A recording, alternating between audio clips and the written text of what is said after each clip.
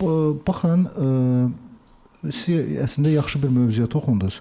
Həmin dövrlərdə ümumiyyətlə də mənim indi də qabağıma çıxan anlar var ki, insanlar həmin dövrdə məcburən evləniblər. Məcburən evləniblər və həyat yoldaşları rəhmətə gedəndən sonra istədikləri insanlarla qovuşurlar, yəni ailə həyatını davam edirlər.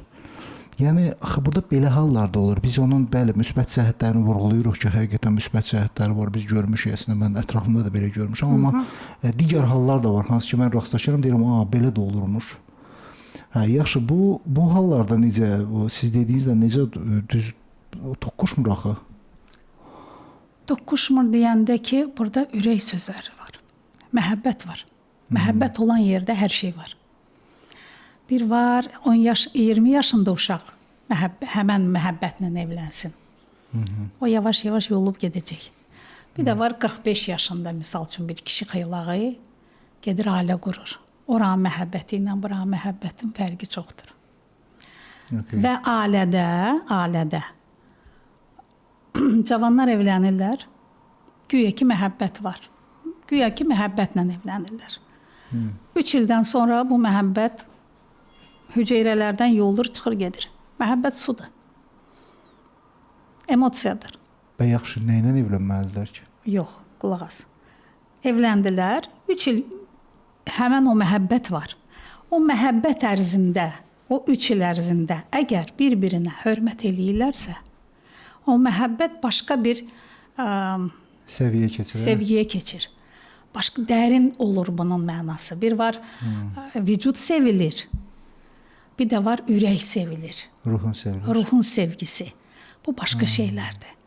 Bir-birinə bağlılıq, əsl məhəbbət bir 30 il bir yerdə yaşayandan sonra gəlir. Bax, görürsünüz, yaşlı insanlara baxırsınız, görürsünüz, bir-birinə oxşayırlar. Əvvəl elə deyildi. Deməli, o qədər bir-birinə bağlılığı var ki, onların vücudları da oxşamağa başlayır. Bir bütövdülər. Bütöv olurlar. Yarımçılıq yoxdur. O düzgün fikir deyil ki, iki yarımçılıq birləşir, bir dənə bütöv olur. Xeyr. İkisi də bütöv olanda, birləşəndə, bax, onda bütövlük onda olur. Yarımçılıqları birləşəndə, onlar bütöv ola bilmirlər. Hər öz yarımçılığı ilə də qalır. Hər öz yarımçılığına çəkir. Mən deyən olacaq, bu da deyir, mən deyən olacaq. Bu 3-cü platformadır Süçayda. Hərə özü üçün yaşayır.